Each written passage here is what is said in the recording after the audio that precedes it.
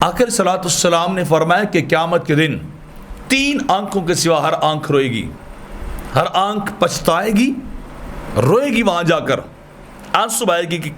افسوس میں نے دنیا میں درست کام کیوں نہیں کیا، میں نے زندگی درست کیوں نہیں گزاری تھی۔ وہ رونے والی آنکھیں ہوں گی، صرف 3 آنکھیں بچیں گی جو قیامت کے دن افسوس نہیں کریں گی۔ میرے آقا فرماتے ہیں ان میں سے پہلی آنکھ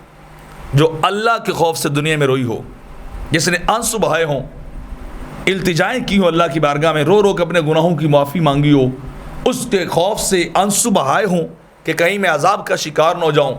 تو اللہ کو وہ آنکھ بڑی پسند ہے۔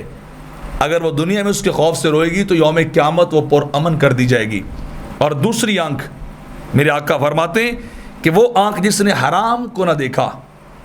جس شخص نے اپنی آنکھوں کی حفاظت کی، اپنی آنکھوں کو حرام سے بچا کے رکھا، غلط کام کے نزدیک نہ گیا،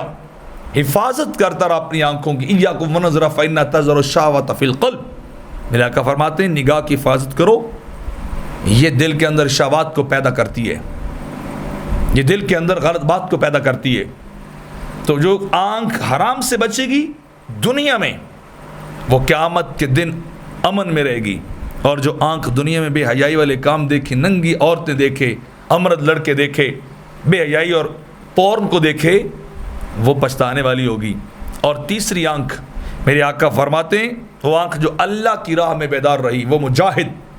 وہ فوجی جو مسلمانوں کی سرحد پہ پہرا دیتا رہا، راتوں کو جا کر عامت المسلمین عوام سوتی رہی، وہ وہاں چوکیداری کرتا رہا، تو اس جاگنے کا صلہ اللہ یہ دے گا کہ قیامت کے دن وہ آنکھ رونے والی نہیں ہوگی، وہ آنکھ بچ جائے گی۔